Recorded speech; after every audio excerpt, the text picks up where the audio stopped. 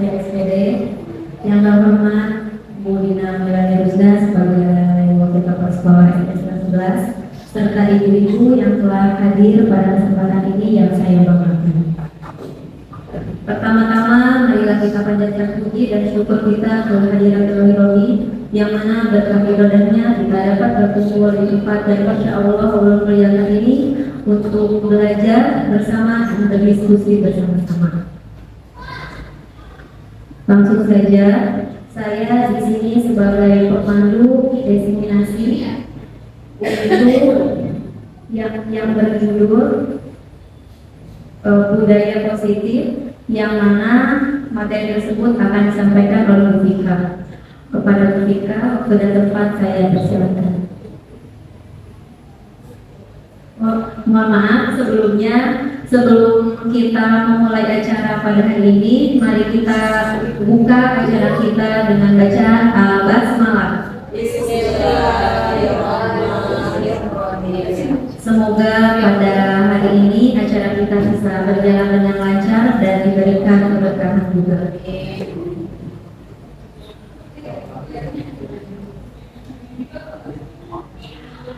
Dan untuk berikutnya yaitu sambutan dari Kepala Sekolah SD Serdang 11 untuk Bapak Anusja SPD, saya persilakan.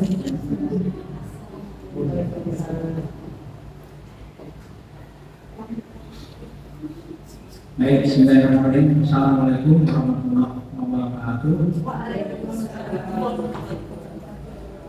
Alhamdulillah, alhamdulillah, alhamdulillah. Salatu wassalamu ala asyrofil mursalin sayyidina wa maulana Muhammad. Saya hormati Bu Dina sebagai Wakasek sebelah yang saya banggakan, Bu Tika, Rafika dan Ratnayanti Sidaini sebagai CBP ya, calon guru penggerak angkatan ke-10. Teman-teman semua, keluarga SD Serdang 11 yang saya banggakan. Puji syukur mari kita panjatkan kepada Allah Subhanahu wa taala yang senantiasa memberikan rahmat, karunia dan nikmat antara kita sehingga pada siang hari ini kita bisa ada di ruang ini dalam rangka buktikan sebagai calon guru penggerak menyampaikan langkah-langkah dari kegiatan beliau sebagai calon guru penggerak. Untuk hari ini akan ada yang disampaikan namanya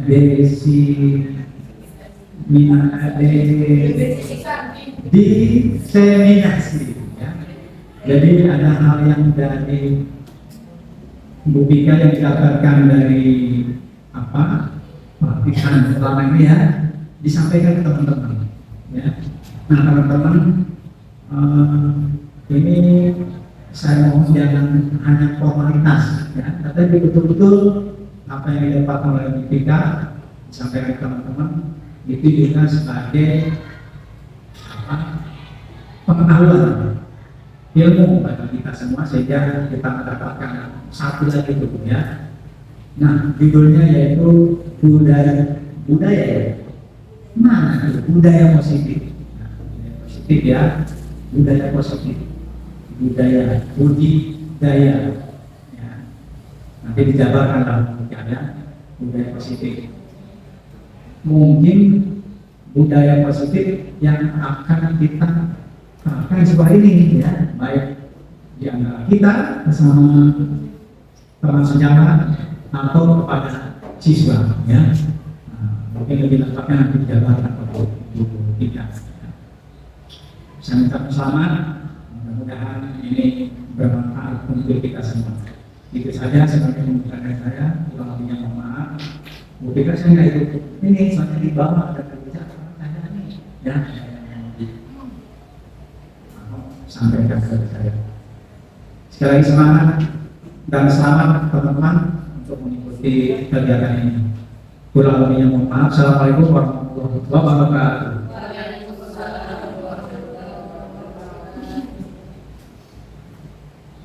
Baik, terima kasih kepada Pak Rusdia untuk sambutannya sebelum memulai acara pada hari ini.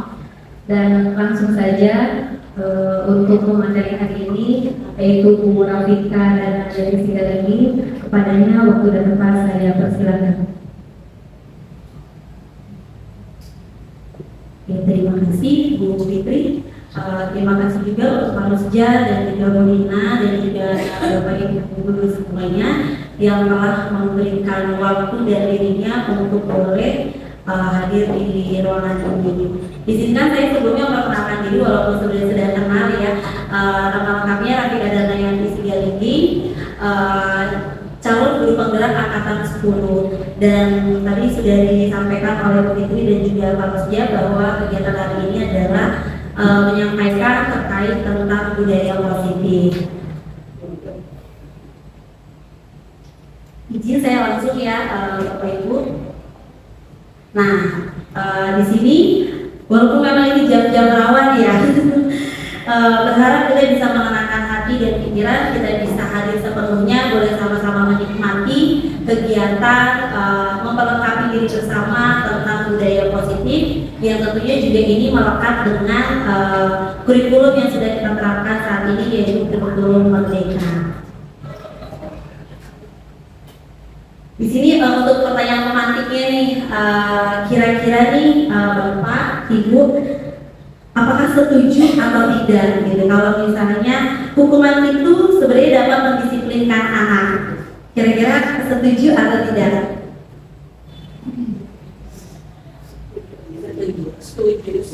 Setuju, oke. Kemudian apakah pemberian hukuman dengan hal positif seperti membaca atau membersihkan halaman sekolah dapat meningkatkan kedisiplinan anak? Ada yang tidak? Ada yang iya? Oh, tidak semua ya? Oke, kemudian apakah memberi penghargaan itu dapat meningkatkan motivasi belajar anak? Iya. Nah, kira-kira apakah dari pertanyaan ini, inilah nanti dasar kita mau sama-sama sharingkan, kira-kira apakah ini sesuai dengan metode pembelajaran kurikulum Merdeka saat ini.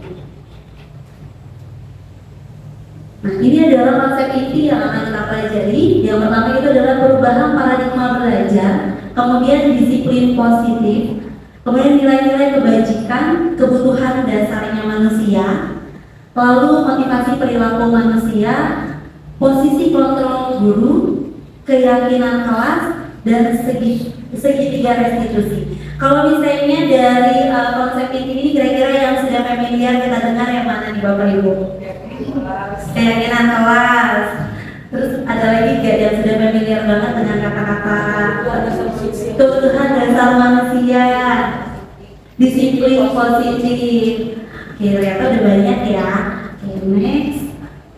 Nah, jadi ternyata menurut pembelajaran dengan paradigma yang baru, di sini kita sama-sama bisa melihat bahwa pembelajaran dengan paradigma baru ini merupakan pembelajaran yang dirancang berdasarkan pembelajaran berdiferensiasi. Tentu kita sudah tidak asing dengan pembelajaran diferensiasi.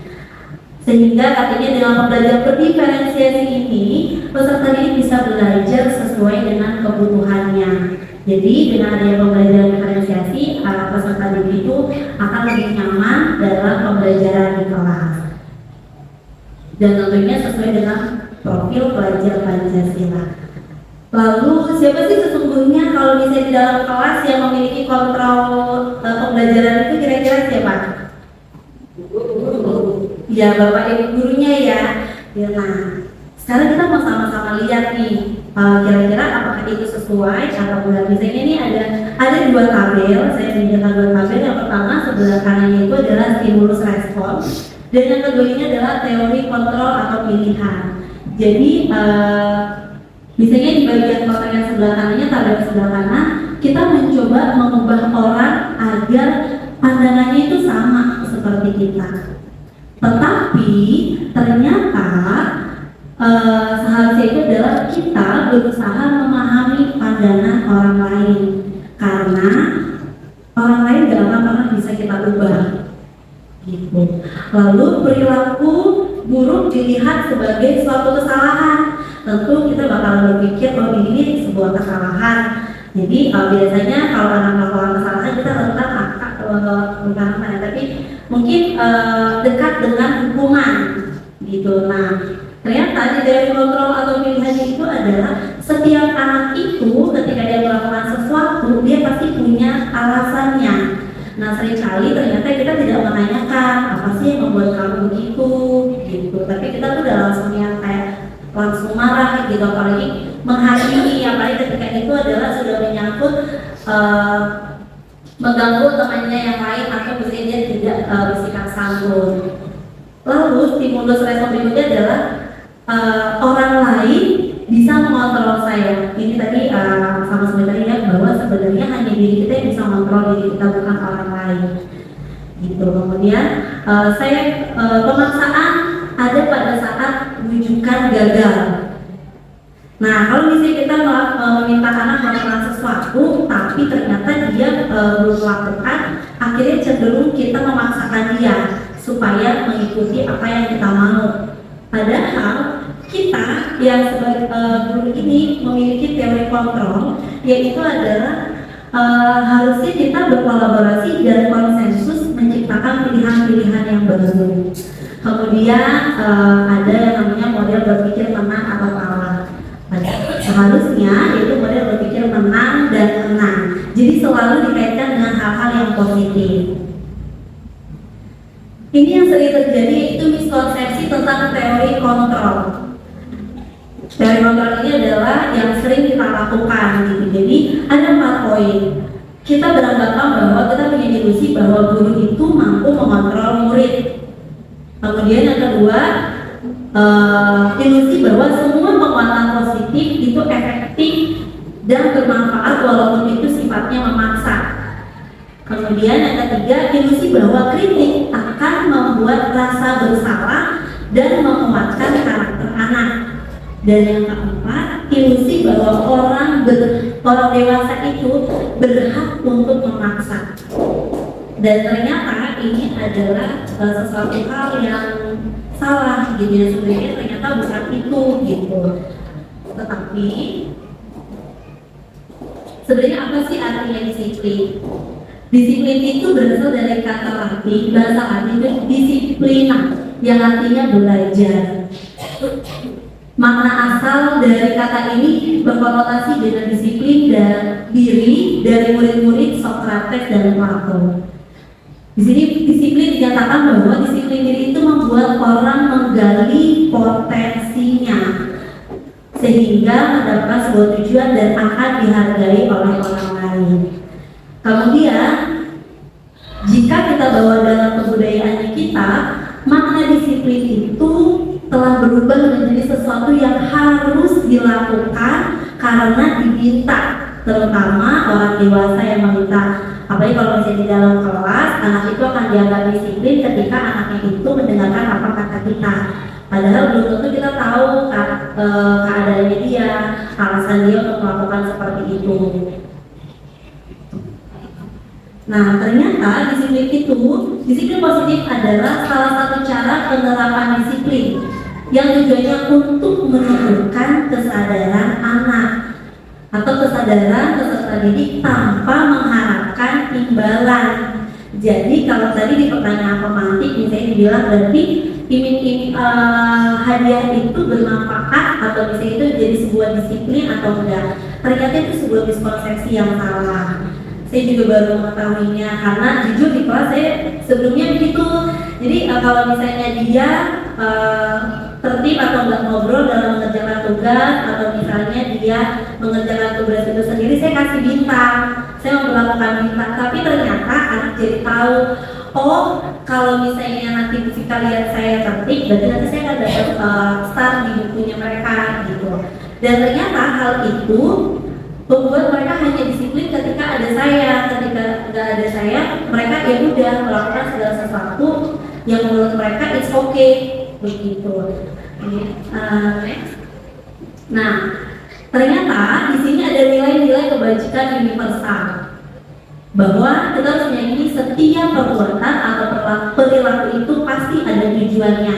Jadi apapun yang dilakukan oleh anak pasti itu dia punya alasannya dan tujuannya. Misalnya dia di kelas sedang gelisah banget sampai akhirnya dia harus jalan-jalan.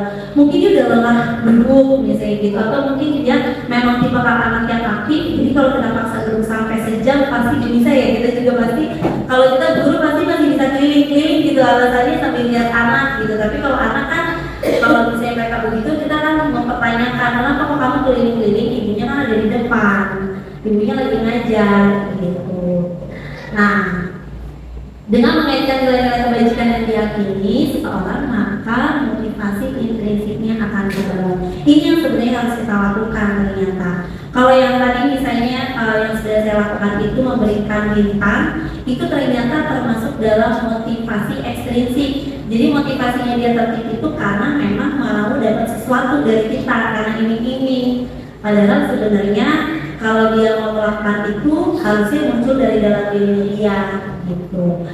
Dan karena memang kita tahu bahwa kita ada dalam kurikulum kita saat ini ada tujuan yang mau kita capai, yaitu profil pelajar Pancasila, yaitu bahkan ada lagunya ya ibu ya.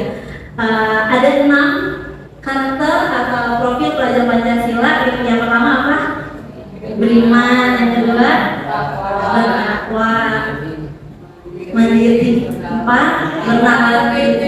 5 6 bergotong-royong. Dan yang terakhir kreatif. Nah ternyata untuk mencapai profil pelajar Pancasila ini, kalau kita memotivasi anak karena untuk mendapatkan sesuatu, ternyata ini nggak akan muncul karena mereka melakukan itu hanya untuk mendapatkan reward dari kita gitu. Jadi bukan karena merasa bahwa ini saya lakukan memang baik untuk saya gitu. Jadi akhirnya goalsnya untuk nilai-nilai profil pelajar Pancasila itu akan sulit untuk diwujudkan gitu. Nah ini jadi sebenarnya dari latar belakang seperti itu, apa sih kebutuhan dasar manusia? Kira-kira apa ya kalau kebutuhan dasar manusia? Ada 5 kebutuhan dasar manusia, kira-kira apa ya? Yang pertama, ada rasa kasih sayang dan ingin diterima. Pasti pengen dong kita disayang dan diterima dimanapun kita berada. Apalagi kalau misalnya kita berada di lingkungan yang baru, validasi diri untuk diterima itu pasti ternyata itu kebutuhan dasar, dan itu nggak salah ternyata. Kalau memang itu setiap orang membutuhkan itu. Lalu yang kedua, kebutuhan dasarnya itu ada penguasaan. Yang ketiga ada kebebasan. Yang keempat ada kesenangan, dan yang kelima bertahan hidup. Jadi ternyata apapun yang kita lakukan bisa jadi karena memang kita ingin mencapai 5 kebutuhan dasar manusia ini. Pasti di antara semua yang kita lakukan yang kelima ini nih, pasti salah satunya yang mau kita capai begitu. Nah, dengan 5 kebutuhan dasar manusia tadi, kita sangat tahu bahwa teori motivasi perilaku manusia itu kan ada 3, yaitu motivasinya dari eksternal. Eksternal itu supaya tidak mendapatkan hukuman atau sanksi. Terus kedua, motivasinya itu supaya mendapatkan imbalan tadi. Lalu yang ketiga, motivasi internal. Ada 2, eksternal dan internal. Kalau internal itu tujuannya adalah untuk memang dia menghargai diri sendiri. Jadi misalnya gini, ada guru atau tidak ada guru, pokoknya dia tahu bahwa ini waktunya belajar, ini waktunya mengerjakan tugas. Tidak perlu pas gurunya aja yang lihat. Apalagi kalau misalnya anak-anak kita cenderung kalau guru kelasnya yang ngomong baru didengerin ya. Kalau misalnya bukan guru kelasnya ya udah gitu, nggak akan didengerin. Karena ternyata yang harus kita munculkan itu adalah motivasi dari dalam diri mereka, yaitu bukan karena supaya dapat imbalan, bukan supaya mereka terkena sanksi, atau bukan supaya dianggap anak baik, tapi mereka tahu bisa membedakan ini benar, ini salah. Dan perannya kita sebagai kontrol, sebagai guru, yaitu memiliki peran kontrol, yaitu adalah untuk juga motivasi internalnya mereka. Next. Kira-kira ini siapa ya Bapak Ibu? Bapak Hajar Dewantara. Nah, ia mengatakan bahwa merdeka itu sebenarnya bukan artinya belajar yang suka-suka gitu, tetapi merdeka itu artinya tidak lepas dari perintah, tidak hanya terlepas dari perintah, akan tetapi juga cara memerintah diri sendiri. Jadi artinya yaitu adalah untuk motivasi intrinsiknya. Jadi apapun yang dilakukan, kembali lagi bahwa memang anak itu tahu, atau misalnya kita tahu bahwa memang ini baik, benar dan bermanfaat. Gitu, bukan karena supaya dapat imbalan ataupun takut kena marah. Nah, kira-kira kecepatan nggak Bapak Ibu? Ya. Oke, saya punya permainan sebelum kita lanjut.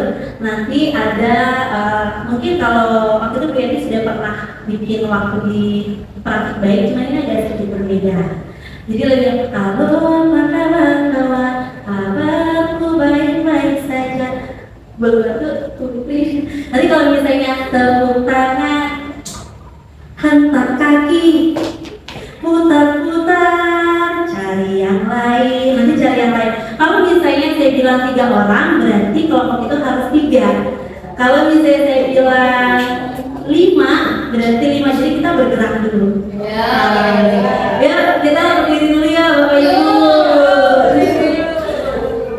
Yang lainnya kita sambil ini ya. Sekarang boleh berdua-dua dulu, cari pasangannya dulu. Berdua-dua.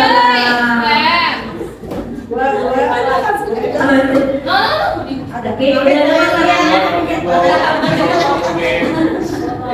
Ayo teman-teman ini ya, berdua-dua ya. Halo, salah 1, 2, 3. Halo.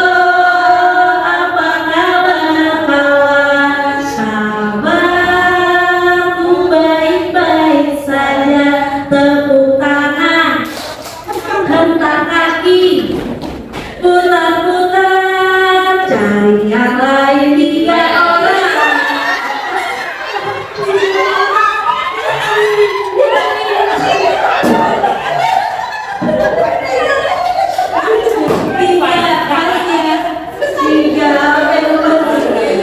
Kita yang halo, apa kawan, kabarku baik-baik saja. Tepuk tangan, hentak kaki, putar-putar, cari yang 5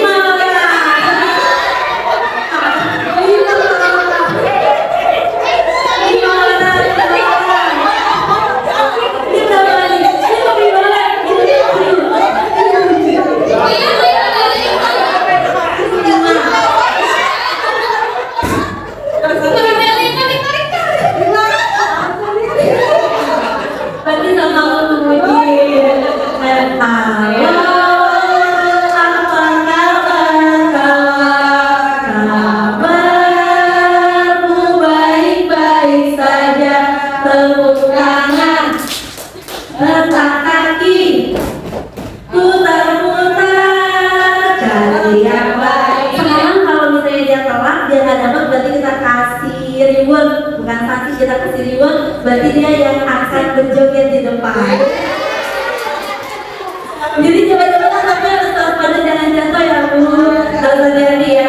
Oke, dimulai dari 4 orang.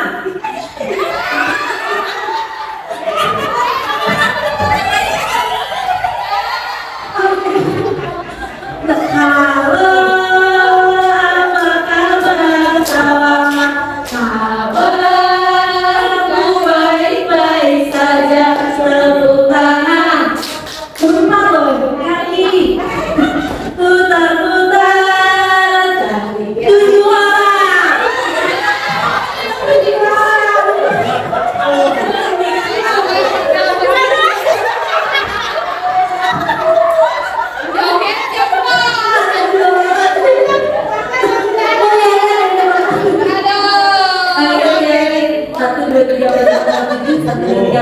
Oke, berarti harus kompak ya semuanya intinya ya. Halo.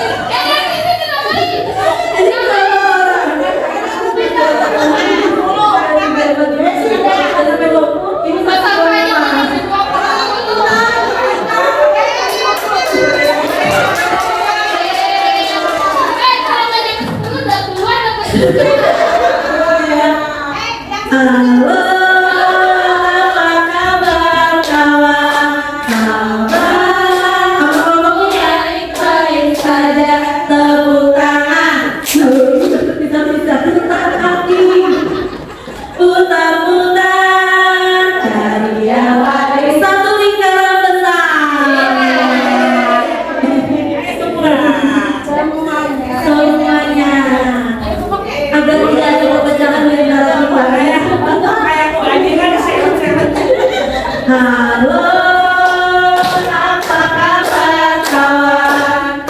Kabarku baik-baik saja. Tepuk tangan, hentak kaki, putar-putar, kembali duduk. Selamat. Hampir ya Bu Rita mah, ini udah siap banget padahal ya. Iya, udah siap mau joget, udah kayak jempol. Dan jadi hukuman. Iya ya, tapi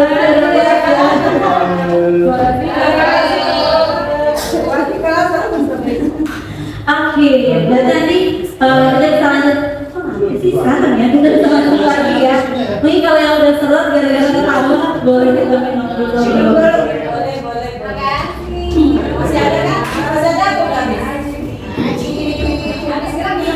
Iya, kita boleh minum dulu ya.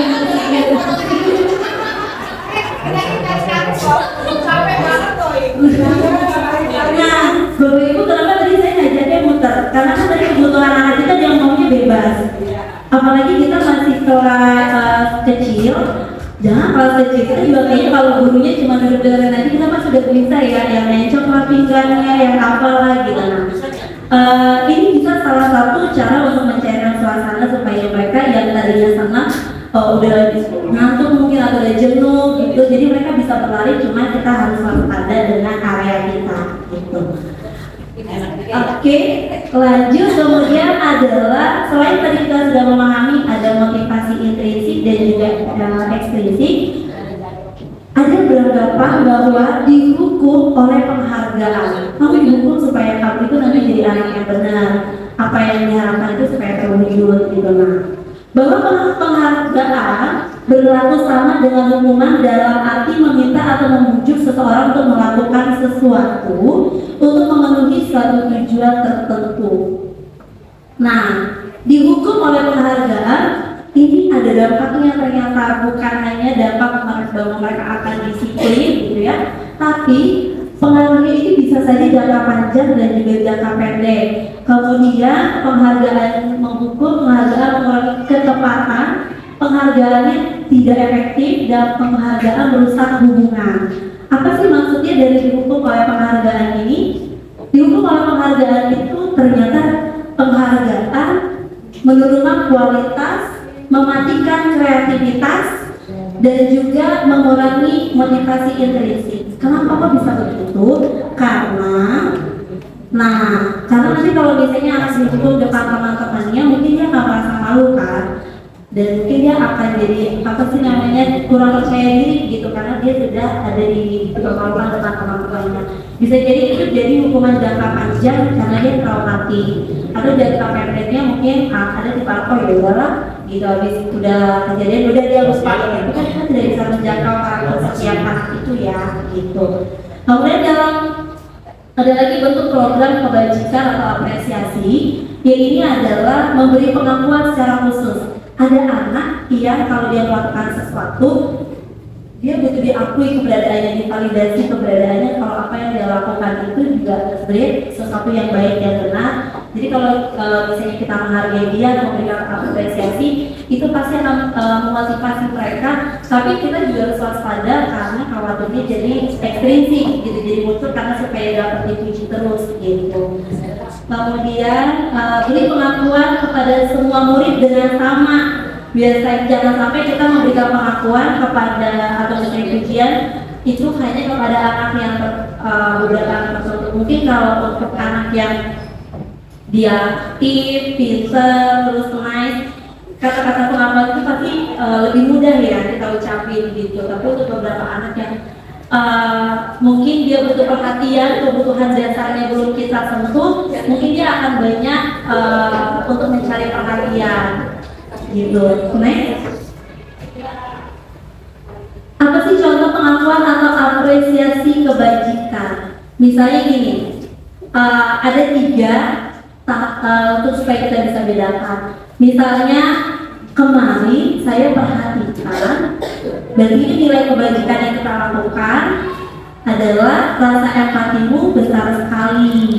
Jadi kita sudah menunjukkan rasa empati kita besar gitu. Kemudian situasinya pada saat anak menolong murid baru misalnya di kelas kita, misalnya ada temannya dibantu, terus kita bilang kemarin ibu lihat kamu, berarti kita sedang menanamkan nilai kebajikan dan memotivasi anak bahwa apa yang dia lakukan itu suatu hal yang baik, walaupun kita mengatakannya berdua aja gitu, gak cari depan orang lain gitu. Kemudian kalau misalnya di situasi anak membantu teman-temannya saat tugas kelompok, nah kita bisa bilang saya menghargai atau ibu menghargai kepedulianmu gitu. Kemudian pada saat anak memungut kertas-kertas yang berserakan di lantai, kita bisa mengucapkan terima kasih atas rasa tanggung jawabmu karena sudah membersihkan atau menjaga kebersihan kelas. Mungkin kadang kata-kata terima kasih ini sulit untuk kita ucapkan, tapi ternyata ini berdampak luar biasa.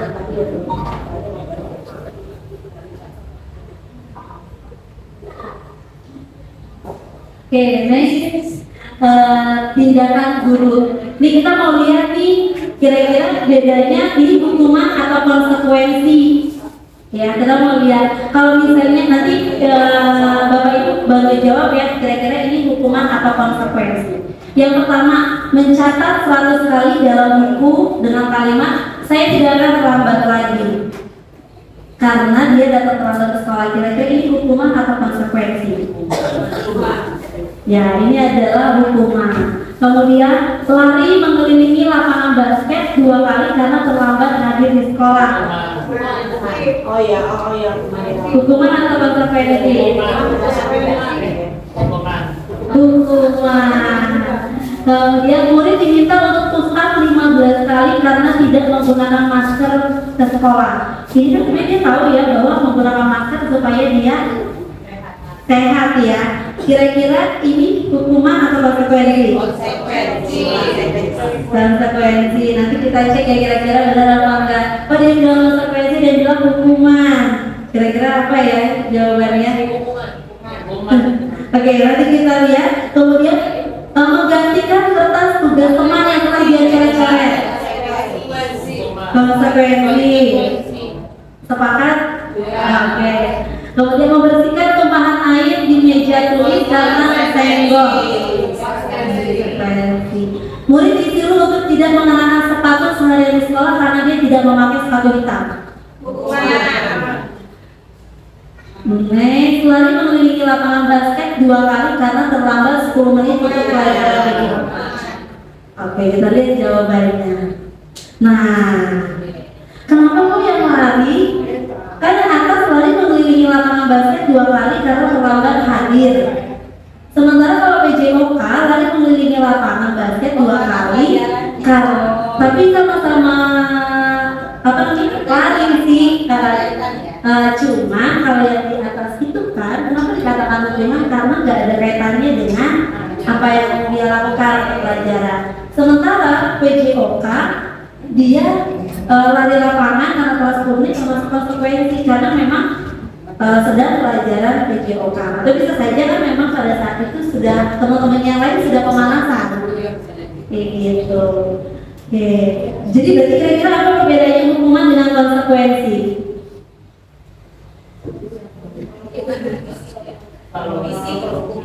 Apa? Kalau hukuman bisa jadi bentuknya fisik atau tidak sesuai. Oke. Kalau konsekuensi? Iya, mengajarkan anak bertanggung jawab. Artinya dia tahu sebab dan akibat. Oke. Nah, ini perbedaan hukuman dan konsekuensi. Hukuman itu adalah sesuatu yang menyakitkan harus terjadi. Sementara kalau konsekuensi itu adalah sesuatu yang harus terjadi, tapi dia tahu apa yang harus dia lakukan sebagai rasa tanggung jawab dia. Kemudian kalau hukuman itu membuat anak sakit, baik itu fisik maupun hatinya, seperti tadi yang sudah disebutkan oleh Bu Eti dan Bu Putri. Bisa jadi itu untuk jangka waktu yang panjang, gitu. Mungkin kita mereka merasa dipermalukan di depan orang lain mungkin, gitu. Nah, konsekuensinya itu adalah sebenarnya anak harus menghargai disiplin. Kemudian anak membenci kedisiplinan. Tadi kembali ke kalau anak membenci kedisiplinan, harusnya konsekuensinya itu anak menghargai kedisiplinan. Kalau yang tadi membuat anak sakit fisik maupun hatinya, membuat itu harusnya konsekuensinya akibatnya dia merasa tidak nyaman dalam lingkungan tersebut gitu. Nah, kalau hukuman itu tidak menutup kemungkinan bahwa dia akan mendorong dirinya untuk menyakiti dirinya juga karena merasa dia sudah bersalah atau dia sudah gak ada artinya gitu. Mungkin kita teringat ya waktu itu ada yang apa namanya, tapi ada cerita bullying ya, sekolah tidak cepat untuk menanggulanginya yang waktu yang loncat dari lantai 4 gitu. Akhirnya dia merasa dirinya itu kan memang sudah tidak layak lagi karena dia gak ada lagi nih tempat pengaduannya dia gitu. Akhirnya bisa terjadi yaitu menyakiti dirinya sendiri sampai sebegitu fatalnya gitu. Nah, hukuman itu juga ternyata jadi ngelabel anak memiliki konsep buruk buat dirinya anak. Kemudian dengan hukuman anak belajar untuk menyembunyikan kesalahan karena takutnya nanti dia dapat sanksi gitu. Padahal yang harusnya adalah konsekuensinya adalah kita memberitahu mereka apa yang harus mereka lakukan, bukan harus akhirnya menyembunyikan apa kesalahan yang sudah mereka buat. Oke. Nah, hukuman itu terkadang membuat anak ternyata merasa marah, merasa bersalah, dipermalukan dan tak dihargai. Next. Nah, dengan adanya perbedaan hukuman dan konsekuensi, maka ada yang namanya restitusi. Restitusi ini adalah menciptakan kondisi bagi murid untuk memperbaiki apa yang salah dalam dirinya, sehingga membuat karakter mereka itu lebih kuat. Jadi tidak mengenal hukuman lagi, tapi namanya restitusi, yaitu ketika dia mengetahui apa yang salah dalam dirinya, kita sebagai guru itu sebagai kontrol dan juga manajer dalam pembelajaran, jadi dia tahu nih apa yang harus dia lakukan gitu. Nah, bagaimana mereka harus memperlakukan orang lain yang sudah mereka rugikan begitu. Kemudian next. Nah, ini tadi gambarannya ya, kalau misalnya hukuman itu adalah menimbulkan identitas gagal pada dirinya gitu. Sementara kalau disiplin itu ada konsekuensi dan restitusi. Konsekuensi itu adalah tadi kita sudah sepakat sesuatu yang harus terjadi karena apa yang sudah dia lakukan. Tetapi restitusi ini adalah merupakan pilihan dan menguatkan untuk murid dalam jangka waktu panjang maupun jangka waktu saat ini gitu. Terus kemudian korban mendapatkan ganti. Orang yang diisengin itu dia harus bertanggung jawab, itu juga salah satu restitusi. Tetapi dia tanggung jawabnya itu bukan karena kita yang minta, tapi dia tahu nih apa yang harus dia lakukan gitu. Kemudian kalau misalnya anak dihukum itu jadi membenci peraturan, konsekuensinya itu adalah kan anak harus menghormati aturan. Nah, restitusi anak kita ajarkan bahwa dia harus mematuhi peraturan dan juga mematuhi dirinya, menghargai dirinya sendiri dan juga menghargai orang lain. Begitu. Next. Ini adalah ciri-ciri restitusi. Yang pertama, restitusi itu bukan untuk menebus kesalahan, namun untuk belajar memperbaiki kesalahannya dia. Kemudian yang kedua, memperbaiki hubungan. Misalnya dia habis gangguin temennya, mungkin temennya akan merasa kesal atau marah. Kita mengajak dia gimana nih caranya kamu untuk memperbaiki hubungan sama temanmu yang sampai nangis, misalnya gitu. Kemudian restitusi itu adalah tawaran, bukan paksaan dari kita, gitu. Dan restitusi menuntut untuk melihat ke dalam dirinya. Lalu restitusi mencari kebutuhan dasar yang mendasari tindakan. Restitusi itu kita mencari tahu apa alasan dia melakukan hal seperti itu. Lalu restitusi itu fokus pada karakter bukan tindakan dan solusi apa yang harus dia lakukan terhadap apa yang sudah dia perbuat. Kemudian mengembalikan murid yang berbuat salah pada kelompoknya, akhirnya mengembalikan apa yang salah itu dia bisa bertanggung sehingga ketika dia kembali ke teman-temannya dia tidak ada rasa label dia anaknya seperti apa, tapi dia sudah tahu kesalahannya dan dia bisa termotivasi untuk memperbaiki kesalahannya. Next. Nah, salah satu cara yang bisa kita lakukan itu adalah tentu Bapak Ibu udah gak asing lagi, yaitu dengan membuat keyakinan kelas. Nah, keyakinan kelas ini idealnya sebenarnya bukan kita yang buat, tapi adalah anak. Gitu. Apa sih keyakinan kelas itu? Nah, kenapa nggak peraturan aja sih? Kan peraturan itu lebih kuat gitu loh, dibanding keyakinan kelas. Nah, contohnya gini. Kenapa sih kita memiliki peraturan harus menggunakan helm bila mengendarai kendaraan roda 2? Kita kan sebenarnya udah tahu ya karena apa gitu. Terus kenapa kita memiliki peraturan 3M ini waktu zaman pandemi? Memiliki aturan 3M, menggunakan masker, mencuci tangan dan menjaga jarak 1,5 meter. Sebenarnya kita udah tahu nih alasannya karena apa? Karena waktu itu pandemi, supaya nggak kena droplet dan sebagainya. Terus mengapa kita memiliki aturan harus datang tepat waktu pada saat mengikuti pelatihan? Karena ini kita tahu konsekuensinya sebenarnya. Gitu. Nah, di dalam keyakinan kelas ini kegunaannya atau kelas itu adalah untuk mendukung motivasi dari dalam diri, bukan karena sebenarnya kita udah tahu sebab akibatnya, jadi bukan karena paksaan gitu. Nah, jadi kalau keyakinan kelas ini kembali ke nilai-nilai atau keyakinan yang menggerakkan seseorang untuk mengikuti serangkaian aturan-aturan yang memang sudah disepakati bersama atau misalnya yang sudah dibuat gitu. Nanti dengan adanya membuat keyakinan kelas ini barulah ada namanya budaya positif. Jadi kalau dulu peraturan kelas, baru nanti kita naik kalau peraturan kelas ibaratnya udah bukan masanya ternyata ya sekarang di kumar ini gitu. Tapi adanya keyakinan kelas maka akan tercipta lingkungan positif, maka di sekolah itu akan menerima budaya positif seperti itu. Nah, ini adalah contoh keyakinan kelas. Ini apa namanya, ini kan keyakinan kelas ruang kesepakatan kelas. Jadi, apa namanya di sini yang A, kami guru dan murid harus menyayangi, kami murid yang semangat belajar. Ingat ya, keyakinan kelas itu adalah sesuatu hal menggunakan kata-kata positif. Jadi tidak berisik di kelas itu tuh udah gak ada, tapi tertib di dalam kelas, terus menghargai sesama. Nah, ini adalah ketika merumuskan keyakinan kelas, merumuskan ya keyakinan kelas itu, tapi sama anak-anak. Jadi saya minta anak-anak, kalian mau kelas ini suasananya seperti apa? Maunya tertib, maunya nggak kalau kerja tugas cepet, tepat waktu dan lain sebagainya. Akhirnya setiap anak kita minta untuk menuangkan dalam sticky note itu apa sih yang mereka harapkan di dalam kelas gitu. Terus mereka tempel di kelas, jadi setiap anak maju satu-satu. Jadi setiap anak itu diperlakukan sama. Gitu. Nanti baru kita bisa mengambil kesimpulannya, merampungkan. Jadi keyakinan kelas kita itu apa? Begitu. Next. Nah, ini perbedaannya.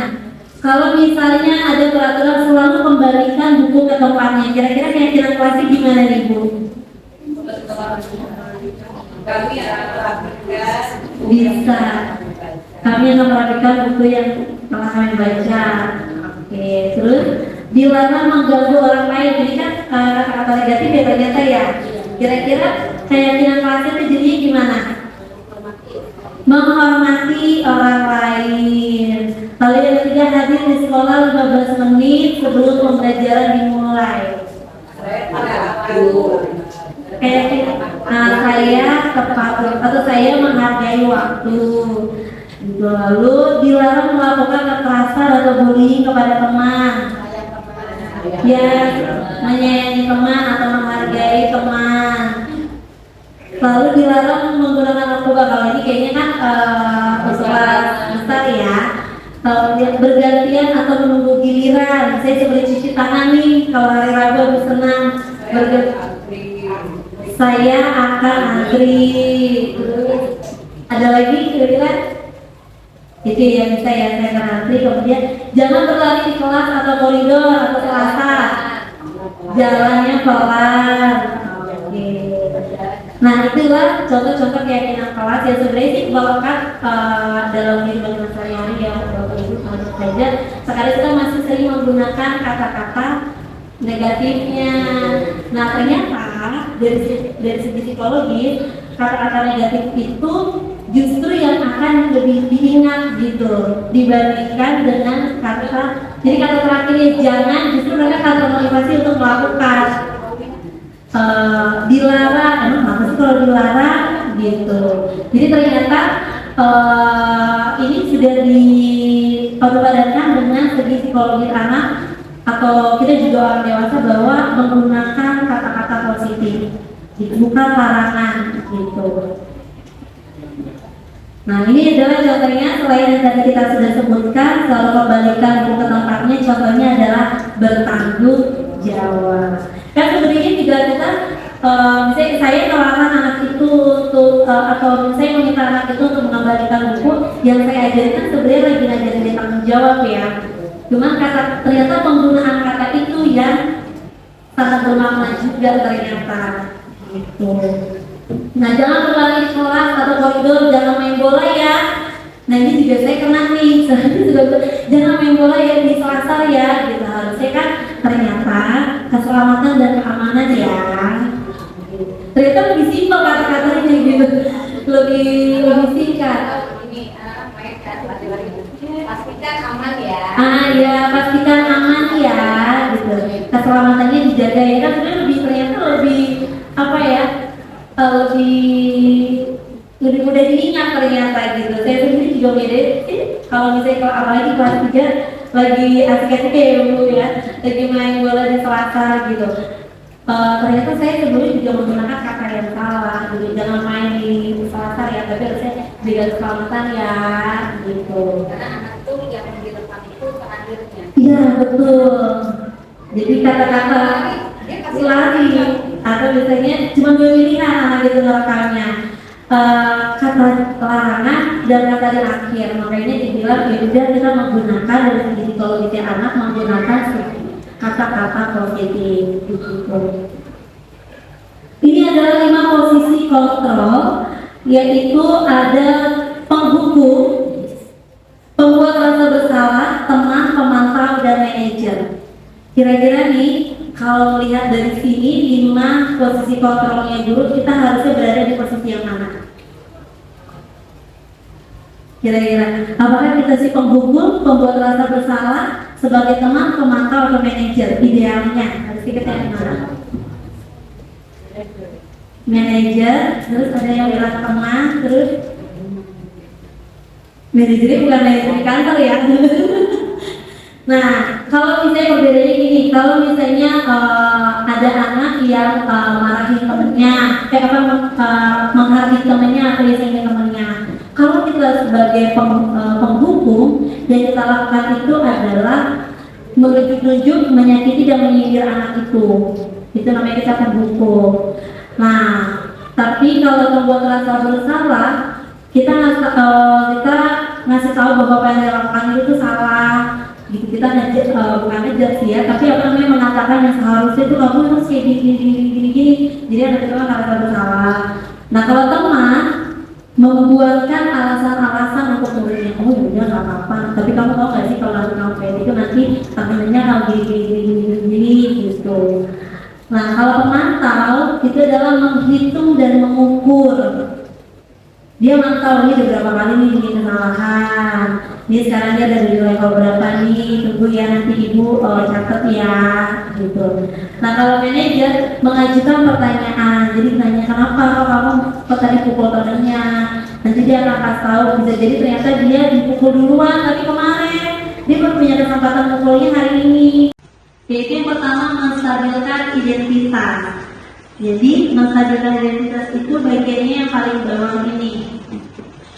Nah, jadi di sini nanti kita mengatakan bahwa setiap orang itu pasti pernah melakukan kesalahan. Kemudian kamu bukan satu-satunya yang pernah melakukan kesalahan ini. Gitu. Nah, setelah itu Misalnya ketika ini berbuat salah, itu hal yang manusiawi setiap orang pasti pernah melakukan kesalahan. Ibu guru juga pernah melakukan kesalahan tersebut gitu.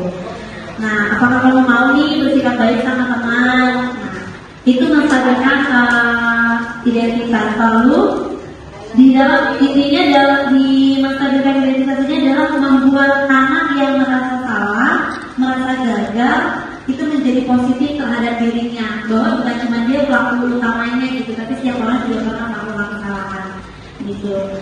Lalu yang kedua, tahapan kedua itu adalah validasi kebutuhan. Jadi kita membantu murid untuk melihat, mengenali kebutuhan dasar yang ingin dia penuhi ketika dia melakukan itu. Kan dari kita sudah sepakat bahwa segala sesuatu yang dia lakukan itu pasti ada alasannya gitu.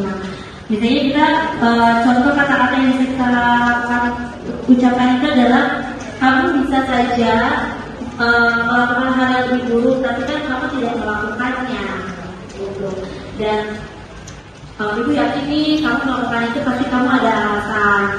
Kemudian apa yang penting bagi kamu sampai kamu melakukan hal tersebut, dan maukah kamu menghargai orang lain supaya orang lain itu nyaman dengan kamu, misalnya seperti itu. Lalu di segitiga restitusi ini, tahapan yang ketiganya itu adalah setelah validasi ada yang namanya menanyakan keyakinan.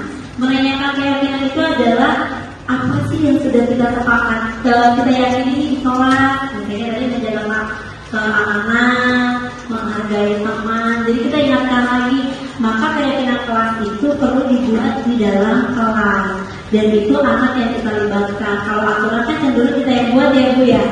Kalau keyakinan kelas ini anak yang ikut merumuskan gitu. Nanti kita bisa tanya apa nih yang akan kamu rasakan kalau ternyata kamu buat teman kamu senang gitu, bahagia keluarga kamu seperti itu.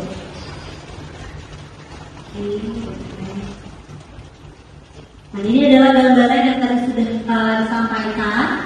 Jadi dalam disiplin positif atau budaya positif itu ada teori kontrol menurut Dr. Julia Glazy, yaitu tidak ingat kita rasanya bahwa kita tidak bisa mengontrol orang lain, tapi kita bisa mengontrol diri sendiri.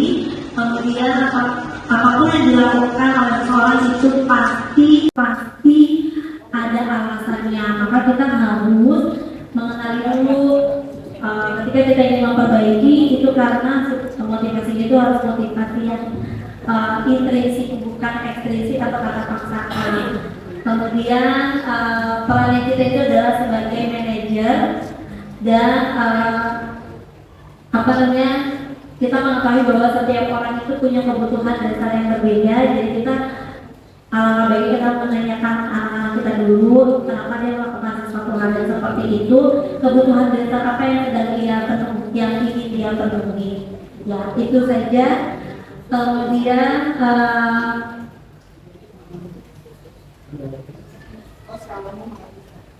nah yang terakhir, kira-kira kita satu atau beberapa orang nih, kira-kira hal baru apa nih yang Bapak Ibu bisa dapatkan dari kegiatan kita hari ini? Kalau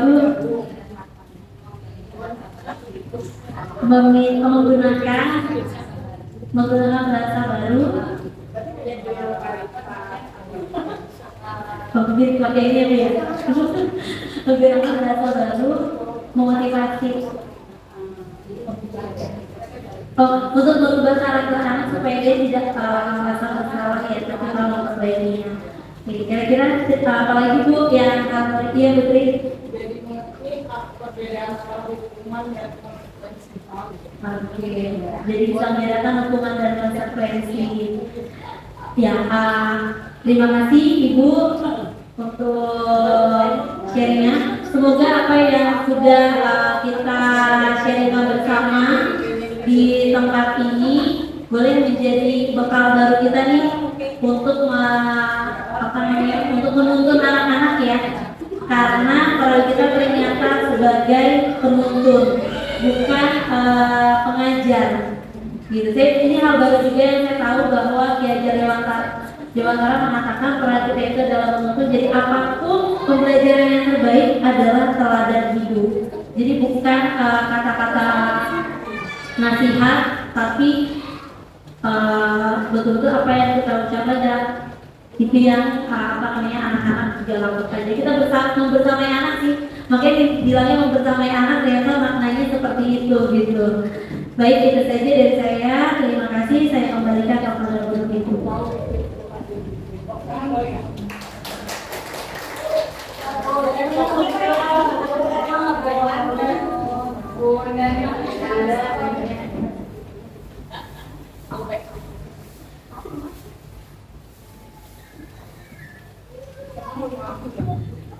Baik, terima kasih kepada pemateri kita hari ini yaitu Bu Vika. Coba saya ingin meminta tepuk tangannya untuk beliau.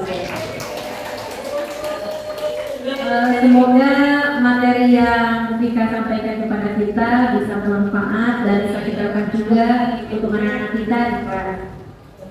Dan mungkin ada dari ibu atau bapak yang ingin bertanya atau sudah dicukupkan saja. Gak ada.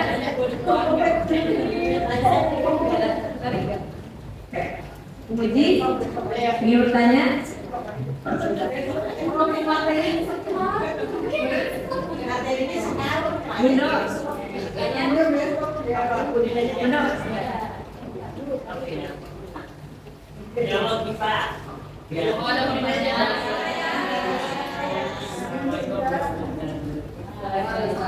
Jika kita masih menggunakan kata-kata yang lama atau yang tadi tidak ada di situ, terus tiba-tiba kita ingat balik langsung kita ganti begitu, apakah tidak mengejutkan anak-anak bagaimana? Jadi bagaimana kita harus mengulasnya gitu? Ya itu sekian aja dari saya. Tanya ini kalau anak-anak berbeda. Ya terima kasih Bu Nuri izin menjawab. Kalau di sini biasanya kita menggunakan kata-kata yang hukum gitu ya. Tapi sekarang kita mau ganti kira-kira mengejutkan anak atau tidak. Sebenarnya sih pasti enggak. Itu kenapa? Karena justru dia akan berpikir bahwa kita tidak memunculkan rasa bersalah, tapi kita sedang memberikan tuntunan untuk mereka bahwa kan sesuatu hal yang baru juga buat kita ya Bu ya. Dan itu pasti sesuatu hal baru juga buat anak dan gak usah khawatir kalau itu mungkin sekarang beda sih. Tapi kan kalau bedanya untuk sesuatu hal yang baik kan itu oke. Maksudnya bukan cuma kata-kata yang tadi muncul yang awalnya begini gitu. Langsung diminta langsung disebut. Berarti berubahnya langsung di saat itu ya. Berarti kita bisa bilang tadi sebenarnya tidak apa-apa loh kalau misalnya kita mengatakan maaf, karena kan kita juga sedang memberitahu mereka bahwa ketika kita melakukan kesalahan kita langsung membaiknya dengan pertama itu minta maaf gitu.